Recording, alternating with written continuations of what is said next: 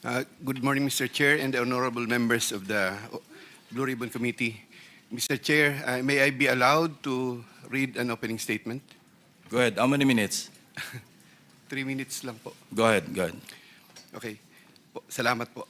Dear Senator Lacson and honorable members of the Blue Ribbon Committee, again, I am Roberto R. Bernardo, formerly an Undersecretary for Operations of the Department of Public Works and Highways. Today, I am once more before the Honorable Blue Ribbon Committee upon its invitation and consistent with my assurance during my first appearance last September 25, 2025 to fully cooperate in its ongoing investigation. I am here not only out of respect for the invitation of the Honorable Committee, more importantly, I am compelled to come clean because of my fear of God Almighty and my ardent desire for my countrymen to give me a chance to atone for what I have done and failed to do, for which I offer no excuse or justification.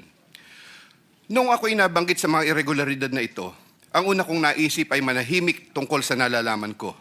Haharapin ko na lang ang mga asunto na isasampa sa akin. Ako ay aasa na lamang sa pamamagitan ng aking pananahimik ay makakakuha ako ng proteksyon mula sa makapangyarihan sa politika at maimpluwensyang mga personalidad na silang may pakana o kaya nagbigay daan sa mga irregularidad na ito.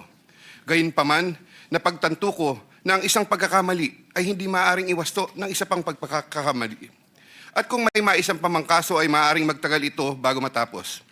Sa aking pagkakaalam sa mga nakarang scam, tulad ng ilang kaso ng PDAF, mahigit 1 dekada na ang nakalipas, hanggang ngayon ay dinidinig pa.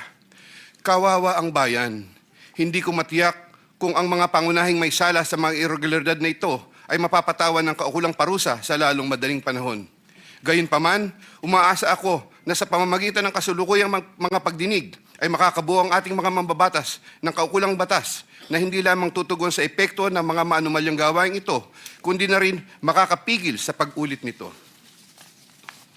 The magnitude of the irregularities and how this have gravely affected and will affect our nation and its citizens cannot be overemphasized. I am committed to disclose everything that I know regarding these anomalies, particularly the complicated and ingenious ways by which these were carried out and perpetrated all these years.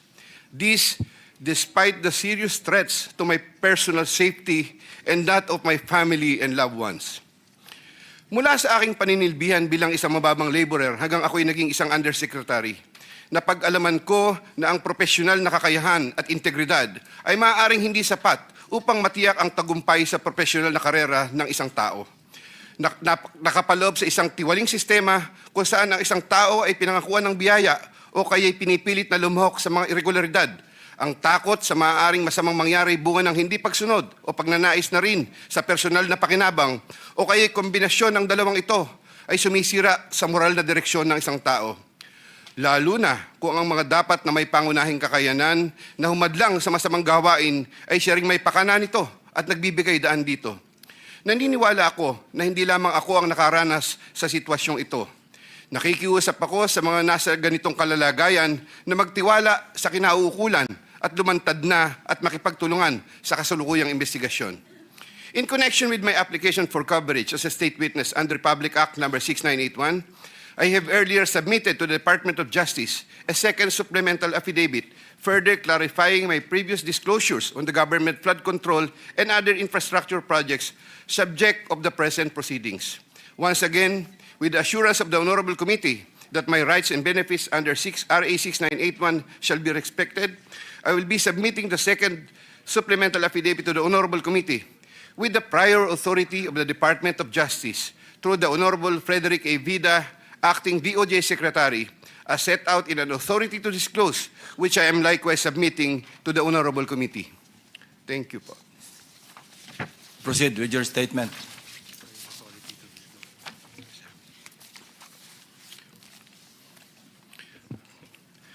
Second supplemental affidavit. I, Roberto R. Bernardo, Filipino, of legal age and a resident of Malolo City, Bulacan, under oath, hereby depose and state. I am submitting this second supplemental affidavit consisted with my desire to set forth my knowledge about the irregularities in government flood control and other infrastructure projects, as well as to obtain peace of mind and preserve the truth. Among other factors the contents of this second supplemental affidavit had to be violated by me by making reference to an assortment of personal notes and records, deep thinking, as well as confirming with persons certain details regarding the time, place, manner, and circumstances under which the events narrated hereunder occurred. Moreover, owing to the passage of time and the fact that I am no longer part of the DPWH following my retirement in August 2025, the process of collecting facts and details had progressed slower than expected, contributing to the delay in the submission of this second supplemental affidavit. Also, I would like to make clear that while the facts narrated below are based on my direct personal knowledge and fortified by official DPWH records, the kickback scheme pertaining to the collection and handoff of the commitments to the relevant public officers occur practically without any paper trail. A statement of facts available to all, applicable to all. Over the decades that I worked for the DPWH, it has always been my philosophy to form good working relationships between and among my bosses and or superiors, inferiors and or subordinates, and other colleagues, even without the promise or expectation of a reward or personal advantage. I would rather troubleshoot problems than develop enemies and immediately address all concerns. I would do this so that I can effectively perform my duties and responsibilities under the DPWH. Unfortunately, this professional orientation of mine has forced me to compromising situations that include the matters narrated hereunder.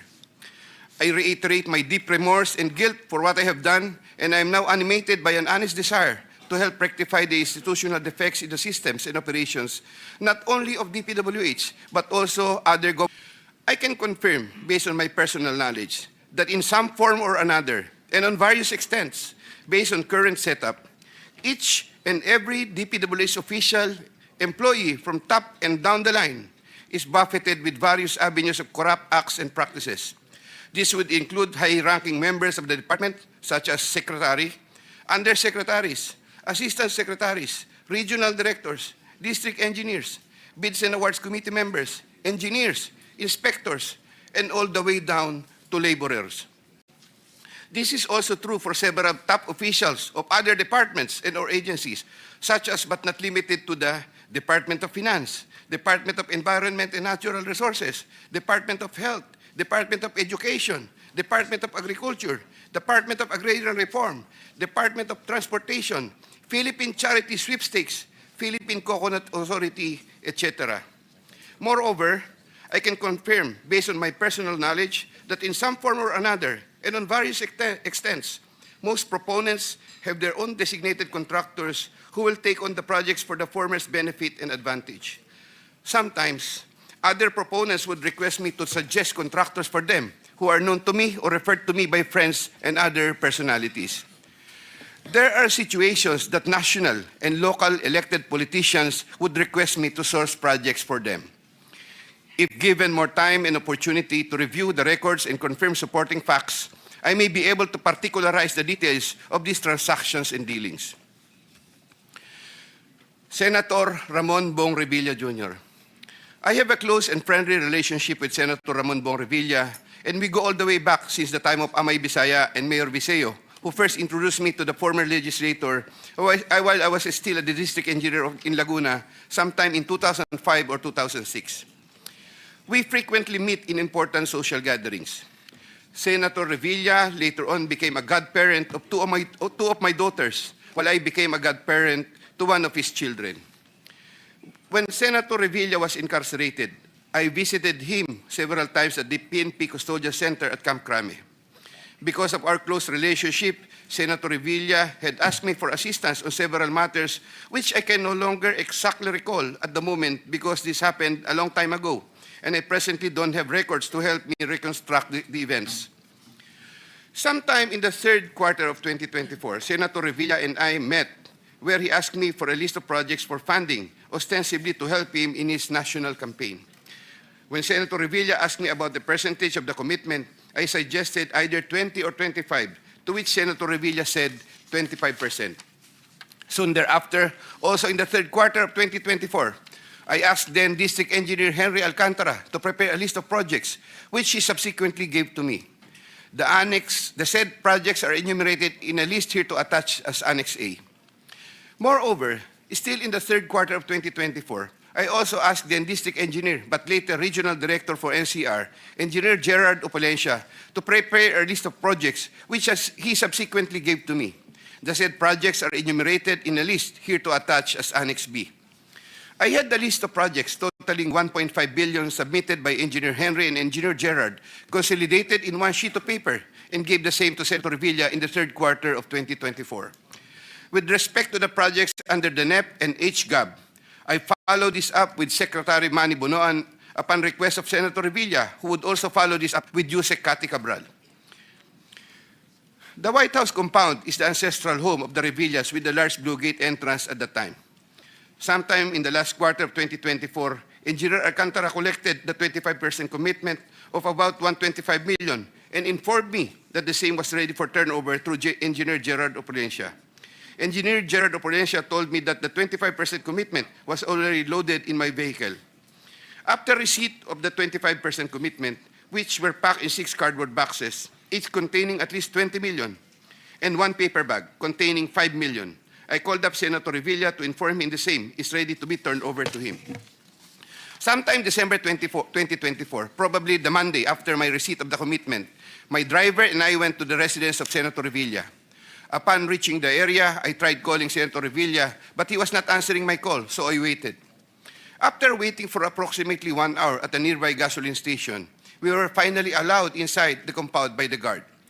Once inside, we parked the vehicle, and shortly upon alighting, I saw Senator Revilla at the terrace. I walked over to Senator Revilla for a casual talk. While the boxes were being unloaded, Senator Revilla and I talked for about 20 to 25 minutes. I asked him, "Sen, bakit hindi ka nangangampanya?" Senator Bong replied, "Okay naman pare, maganda results ng survey. Relax muna." The personnel of Senator Revilla helped in unloading the boxes. After the delivery of the commitment, I headed back to Manila. Sometime late January or February 2025, in relation to a list of projects submitted by Engineer Gerard Opolencia, Senator Revilla called me to follow up on the status of the commitment. About a week later, sometime February 2025, I informed Senator Revilla that the same was ready for turnover. Before the start of the campaign period for national elective positions, I directed one of my aides to deliver commitment amounting to 250 million to the residence of Senator Revilla at the White House compound, Aguinaldo Highway, Bacoor, Cavite. Senator Nancy Binay. Carlin Yap Villa is the aide of Senator Nancy Binay, who transacted with me regarding the latter's projects and commitment. If I recall correctly, I first met Carlin in the year 2018 during the budget season at the Senate. Eventually, sometime 2019, Usec Trigiv Olivar, whom I knew very well, endorsed Carlin to me. From then on, Carlin would contact me directly to follow up the status of different matters. Sometime fourth quarter in 2022, Carlin, claiming to act on behalf of Senator Binay, asked my help for the transfer of an assistant district engineer in Mindanao to another district, a request which I endorsed to Sec Bonoan. Sometime during the third to fourth quarter of 2022, Carlin requested on behalf of Senator Binay for a list of projects worth around 1.882 billion with 12% commitment. The said projects are enumerated in a list here to attach as Annex C. I got 3% of 1.882 billion. I prepared a list of projects within my area of jurisdiction with the help of DPWH officials, but could not recall at this time exactly who among them gave me the list. But I can recall that it was Engineer Manny Bulusan who coordinated the collection of the commitment. Eventually, during the first quarter of 2023, the commitment was delivered to Carlin for Senator Binay in several tranches in Makati and Quezon City. But I could not recall at this time the details of the deliveries, but I undertake to submit additional information thereon. Sometime last quarter of 2023, Carlin again asked for Senator Binay a list of projects for inclusion and funding under the 2024 GAA, which I provided with the help of Engineer Gerard Opolencia and Engineer Henry Alcantara. The total list of projects initially amounted to 2.5 billion, but which was reduced to 1.672 billion. The said projects are enumerated in the list here to attach as Annex D. Apparently, some individual or group offered Senator Binay a higher amount of commitment of 15% instead of the previous 12%, with the promise that the commitment would be released much earlier. Usec Trigiv learned about the plan to transact with this individual or group, and I was informed by Usec Trigiv that he confronted Carlin and said to her, Bakit nyo binabawasan ng kay Robert? Siya din naman ang nilalapitan ng mga yan pagka nagkakaproblema. However, sometime later part of December 2023, Carlene called me and requested for a 50 million advance for Senator Binay's shoes for the holiday season because the individual or group was unable to deliver on their promise, and which I then helped to fix. Thereafter, Carlene told me that Senator Binay was expecting an increase in the commitment from 12 to 15%, which I agreed to fulfill. I did not get any percentages from the aforementioned projects worth 1.672 billion, but I was reimbursed the 50 million which I earlier advanced. I was nurturing goodwill with Senator Binay by fulfilling the commitment. Sometime 2024, Carlene requested me to relay to Sec Bonoan Senator Binay's request for some allocation under the NEP, which I did. Sec Bonoan allocated 500 million for Senator Binay under the NEP for 2025, which I relayed to Carlene. Carlene told me to prepare a list of projects for the 500 million allocation. I then asked a list of projects from Engineer Henry and Engineer Gerard worth 500 million, which I then submitted in person with Sec Bonoan, who then told me he will instruct Usec Cabral to include the same in the NEP. The list of projects was included in the NEP for 2025. The said projects are enumerated in a list here to attach as Annex E. Likewise, sometime in the last quarter of 2024, Carlene for Senator Binay asked for a list of projects to be included in the 2025 GAA. I then directed Engineer Henry and Engineer Gerard to prepare a consolidated list of projects. I submitted a list of projects totaling 3 billion to Carlene, but only approximately 2.6 billion was included. The said projects are enumerated in a list here to attach as Annex F. After these projects appeared in the GAA, Engineer Bulusan, Engineer Upolesya, and myself collected, raised, and prepared the 15% commitment, which was all turned over to me. There were difficulties in collecting the commitment as there were contractors, congressmen who did not give amount considering the issue of for later release projects totaling approximately 80 million more or less, which I had to advance. Despite this total commitment collected and raised for Senator Binay was 15% of 1.2 billion or around 468 million more or less. I earlier mentioned that the 37 million more or less was delivered at Horseshoe Village, Quezon City, which refers to the amount collected by Engineer Henry Alcantara. But upon full recollection, there were two deliveries. The first delivery amounted to 340 million at a house in Horseshoe Village, Quezon City, and the second delivery amounted to at least 200 million at another house, but also in Horseshoe Village, Quezon City. After the second delivery, Carlene told me, "Kinuha na ni Sir, salamat raw. Hindi ka raw kakalimutan sa Makati."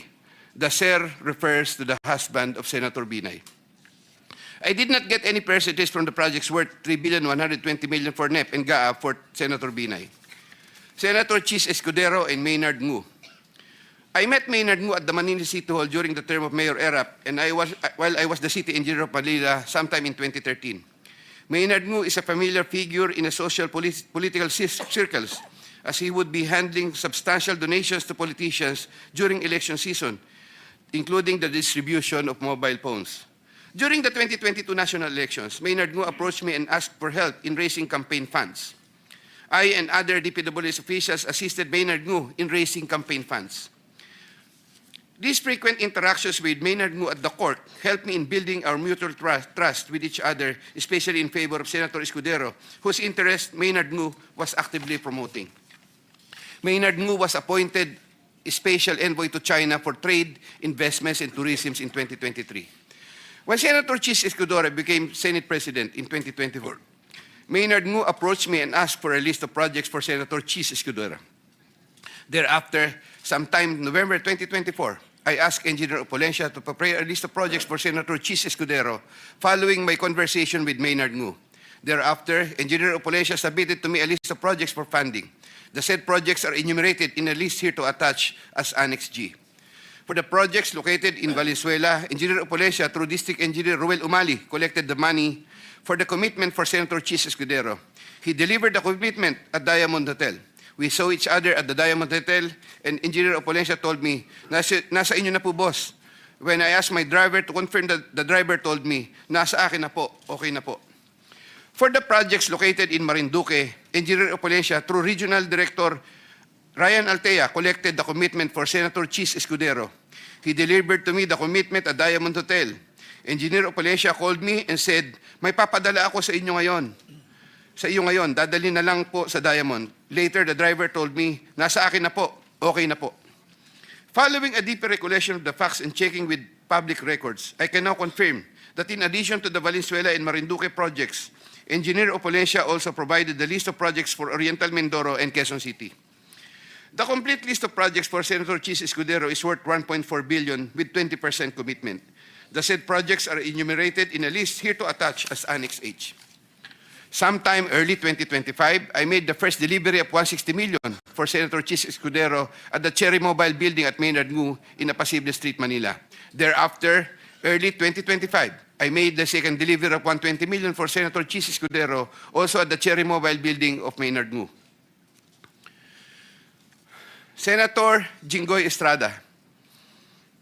I have known Senator Jinggoy Ejercito Estrada since I met Senator Jinggoy Estrada through the social circles of Senator Bong Revilla. We usually had encounters during social gatherings of people in the movie industry. We developed a close relationship. Sometime in 2010, when I was Assistant Regional Director of DPWH Region 4A, Senator Jinggoy was backing me to become a Regional Director. When I failed to become a Regional Director, I applied for the position of City Engineer, and Senator Jinggoy was one of those who recommended me. When he was incarcerated, I would visit him, but sometimes together with then City Mayor Joseph Erap Estrada. Sometime in 2023, Senator Jinggoy requested Secretary Bonoan through me for projects worth 500 million. Secretary Bonoan agreed to give 450 million for the DPWH NCR building, which Usec Cabral included in the NEP for 2024, with an 18% commitment for Senator Jinggoy. Senator Jinggoy called me sometime in the third quarter of 2024 and asked me to request the amount of 1 billion from Sec Bonoan. Senator Jinggoy said, tulungan mo na lang ako dyan kasi marami pa akong tutulungan sa eleksyon. I replied, okay na ba ang 25% Sen? Sen Jinggoy responded, okay na ang 25%. I relayed to Sec Bonoan the request of Sen Jinggoy. The former then asked me to prepare a list of projects for the latter. In turn, I asked Engineer Gerard Opolencia for a list of projects. When Engineer Opolencia gave me the list, I gave it to Secretary Bonoan, who told me that he will give the same to Usec Cabral and that the latter will take care of it. At the moment, I cannot locate the list or a copy thereof. Later on, I saw that some of these projects totaling 500 million and included in the list I gave to Sec Bonoan were listed in the NEP for that year. These projects, as appearing in the NEP, are enumerated in a list here to attach as Annex I hereof. Thereafter, Senator Jinggoy called me and asked me what happened to the difference of 500 million. I relayed this to Sec Bonoan. The latter replied that he will prioritize the matter as soon as there is available funding. Subsequently, I found out that the projects totaling 200 million were included in the SGAB for 2025. These projects, as appearing in the SGAB, are listed Annex J hereof. However, Senator Jinggoy called me again for the difference of 300 million to complete the 1 billion project value that was requested. During the BICAM, projects worth 750 million were again included in the projects to eventually form part of the 2025 GAA. The said projects are enumerated in a list here to attach as Annex K. The total budget for the projects which appeared in the 2025 GAA is approximately 1.45 billion, more or less. After Engineer Opolencia collected the 25% commitment, approximately 360 million, and delivered the same to Diamond Hotel in Manila. Thereafter, I tasked my driver to deliver the boxes to Sen Jinggoy at the Archaga building in San Juan City. Senator Jinggoy personally confirmed to me his receipt of the commitment and thanked me for the same. During the 2024 budget hearing for 2025 GAA, Engineer Alcantara informed me that Senator Jinggoy gave him funding amounting to 355 million for Bulacan First DEO and 500 million from other districts in Bulacan and requested that he, Engineer Alcantara, prepare lists of projects. The said projects are enumerated in a list here to attach as annexes L and L-1 respectively. Later on, sometime in the first quarter of 2025, Senator Jinggoy asked me to get the 25% commitment for the aforesaid list of projects from Engineer Alcantara. Engineer Alcantara then delivered to me the 25% commitment, approximately 213 million, which I delivered to Senator Jinggoy at the Archaga building in San Juan City. Senator Grace Poe. Sometime third quarter of 2024, J.Y. De La Rosa, a staff of Senator Grace Poe, requested Sec Bonoan through me if Senator Grace Poe can be accommodated in the DPWH NEP Sec Bonoan told me there is a 500 million for Senator Grace Poe and instructed me to ask the Senator for a list of projects. Jewa de la Rosa told me to coordinate the matter with Mrs. Patron, a contractor. Mrs. Patron told me to prepare the list. Upon my instructions, Engineer Gerard Apolescia submitted a consolidated list of the following projects, 1 in Laguna and 3 in NCR. These projects are indicated in the list here to attach as Annex M. Thereafter, the list of projects was included in the NEP by Sec Bonoan through Usec Cabral. Later on, the said projects appeared in the GAA for 2025. There was a 20% commitment collected for Senator Grace Poe.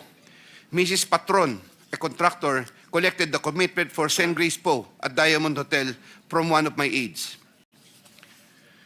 Congresswoman Mary Mitzi Kahayon Uy. There were projects released in Congresswoman Kahayon Uy's congressional district, which I facilitated. I submitted projects being proposed by her to proponents for funding, the details of which I am still verifying and confirming at the moment. Congressman Florida Robes. There were also projects released in Congresswoman Florida Robes' congressional district, which I facilitated.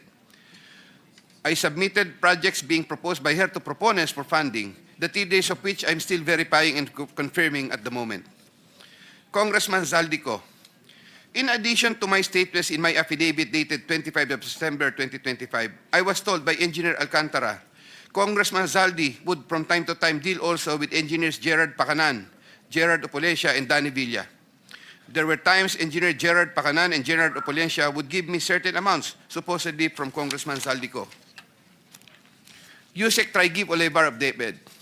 In addition to my statements in my affidavit dated 25 of September 2025, I wish to add that I have known Usec Tri-Give as early as 2010 when he was still a staff of Senator Revilla.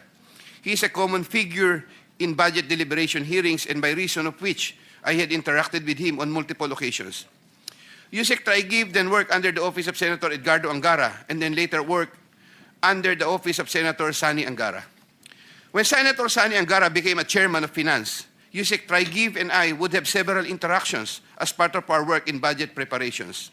When Senator Revilla was incarcerated with Senator Jinggoy Estrada, Usec Tri-Give and I would frequently call each other so we can help look after the welfare of concerns of Senator Revilla, whom I visited several times with Senator Jinggoy Estrada while they were in detention. Aside from the details I had earlier mentioned in my affidavit dated 25 of September 2025, Usec Tri-Give and I also had transactions concerning Senator Angara between 2019 and 2024, where Usec Tri-Give received deliveries representing 12% of the projects of Senator Sani Angara, while the latter was chairman of finance.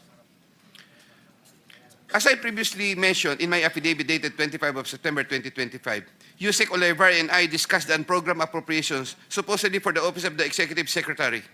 Thereafter, DPWH received a special allotment release order, which included projects worth 2.85 billion. The contract IDs for the projects worth 2.85 billion covered by the said SARO can be secured from the records of DPWH Regional Office for Region 3 and the 1st District Engineering Office of Bulacan. Moreover, in the unprogrammed allocation for 2025, there could have been an additional 12 billion more or less funding, which I am verifying and confirming at the moment. DPWH Secretary Mark Villar and Usec Cabral. I was appointed Assistant Secretary of DPWH by former President Rodrigo Duterte in 2016 during the term of DPWH Secretary Mark Villar. As Assistant Secretary for Operations, I was assigned over the Visayas regions. While I was Assistant Secretary for Operations, I was introduced to Carlo Aguilar, a cousin of Sec Mark Villar. Usec Cabral was already the Undersecretary for Planning Service when I became Assistant Secretary. As Undersecretary for Planning Service, Usec Cabral was working closely with Sec Mark Villar for the allocation, listing, and budgeting of all the DPWH infrastructure projects. While I was Assistant Secretary, I was also later designated as Chairman of the Central Bids and Awards Committee, Central BAC. In the later part of 2017, I was promoted to Undersecretary of the DPWH during the incumbency of Senator Mark Villar and took my oath of office as Undersecretary before him. In the first quarter of 2018, I was designated as Undersecretary for Operations for NCR, 4B, and the 3 Visayas regions. Upon my request, I was replaced as Chairman Central BAC sometime in February 2020 because of political intrigues, as I was reportedly siding with then City of Manila Mayor Isko Moreno, who was vocal against then-President Rodrigo Duterte. All of this time, the funding of all projects was cleared through Usec Cabral for approval by Sec. Mark Villar. From time to time, Usec Cabral would ask me to submit detailed list of projects with regards to lump sum fund allocations of DPWH, which list she sometimes would approve herself or forward to Sec. Mark Villar for approval. Among others, this included EDSA and other major roads, project allocations, maintenance of creeks and waterways, etc. The commission for these approved projects was 10% and divided as follows: 50% to Carlo Aguilar, presumably for Sec. Mark Villar, 25% Usec Cabral, 25% for myself. Undersecretary Maria Catalina E. Cabral. As a general rule, with very little exceptions, it is Usec Maria Catalina Cabral, with the imprimatur of Secretary Mark Villar, and later continued by Sec. Manny Bonoan, who had control at the DPWH level to remove, include, add, deduct, or modify insertions of items in the NEP for infrastructure or those pertaining to DPWH.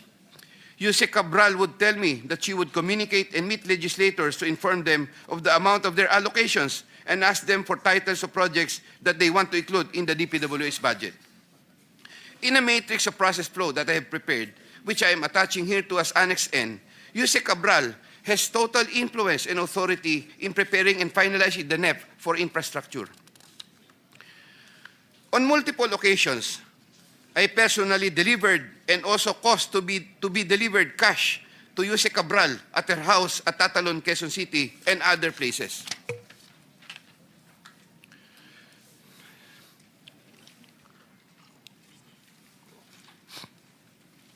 DPWH Secretary Manuel Bonoan.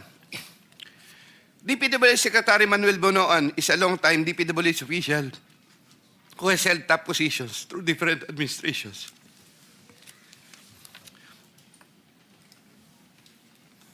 I look up to Sec. Bonoan and consider him as a mentor. I treasure his guidance and friendship over the years. Prior to Sec. Bonoan's assumption as Secretary of DPWH, I was the Undersecretary for Operations and Planning for NCR Visayas, having assumed the said position in 2018. Unlike during the time of Sec. Mark Villar, when I was not given much task, even removed as back chairman, and had very limited operational functions during the COVID pandemic period, Sec. Bonoan entrusted me with more operational functions and let me work more closely with Usec Cabral. Sometime in 2022, Sec. Bonoan directed me to submit a list of projects for possible inclusion in the NEP for fiscal year 2023 worth around 450 million. Without question and delay, I asked Bulacan First DEO for a list of projects for funding. Thereafter, Engineer Alcantara submitted to me a list of projects for funding under the NEP. Those projects are indicated in the list here to attach as Annex O. In compliance with this order, I forwarded the list to Sec. Bonoan. He told me that Undersecretary for Planning Maria Catalina Cati Cabral shall facilitate and ensure the inclusion of these projects in the NEP. Engineer Alcantara gave the 10% of the value of the projects. Similarly, in 2023, Sec. Bonoan directed me to submit a list of projects for possible inclusion in the NEP for fiscal year 2024 worth around 150 million. Again, without question and delay, I asked Bulacan First DEO for a list of projects for funding. Thereafter, Engineer Alcantara submitted to me a list of projects for funding under the NEP. Those projects are indicated in the list here to attach as Annex P. In compliance with this order, I forwarded the list to Sec. Bonoan. In compliance with this order, I forwarded the list to Sec. Bonoan. Sec. Bonoan said that Usec Cabral shall again facilitate and ensure the inclusion of these projects in the NEP. Engineer Alcantara gave 15% of the value of the projects. Also in the year 2024, Sec. Bonoan also directed me to submit a list of projects for possible inclusion in the NEP for fiscal year 2025 for the amount of 900 million. I asked Bulacan First DEO for a list of projects for funding. Thereafter, Engineer Alcantara submitted to me a list of projects for funding under the NEP. Those projects are indicated in the list here to attach as Annex Q. In compliance with this order, I forwarded the list to Sec. Bonoan. Sec. Bonoan said that Usec Cabral shall again facilitate and ensure the inclusion of these projects in the NEP. Engineer Alcantara gave 20% of the value of the projects. With respect to the commitments collected by Engineer Alcantara narrated above, Secretary Bonoan and I received a percentage. In many instances during budget deliberations, I was tasked by Sec Bonoan to talk to legislators over their funding and other concerns, and to forward these concerns to Usec Cabral for action and resolution. Sec Bonoan and Usec Cabral. Every year, including years 2023, 2024, and 2025, Usec Cabral apportions the budget ceiling for the DPWH's allocable NEP among the districts according to the endorsed programs, activities, and projects, PAPs. Although she would make it appear that 100% allocable NEP had been apportioned, Usec Cabral would reserve a substantial percentage of that allocable NEP for her and Sec Bonoan's preferred projects. Sec Manny Bonoan would from time to time ask me to take charge of part of his own reserve allocations. The value of the projects that I handled for Sec Bonoan was at least 5 billion per annum for the years 2023, 2024, and 2025, with an average of 15% commitment. Of this 15% average commitment, Sec Bonoan 75% usually would give. Of this 15% average commitment, Sec Bonoan 75% usually would give me 25% of the commitment, with the rest of the commitment shared between him and Usec Cabral. Usec Cabral herself took charge of her own reserve allocations. Once again, I humbly reserve the right to submit another supplementary affidavit if warranted in the premises. I attest to the truth of the foregoing statements based on my personal knowledge and authentic records. Mr. Chair, thank you. Thank you. The Vice Chairman, Senator Erwin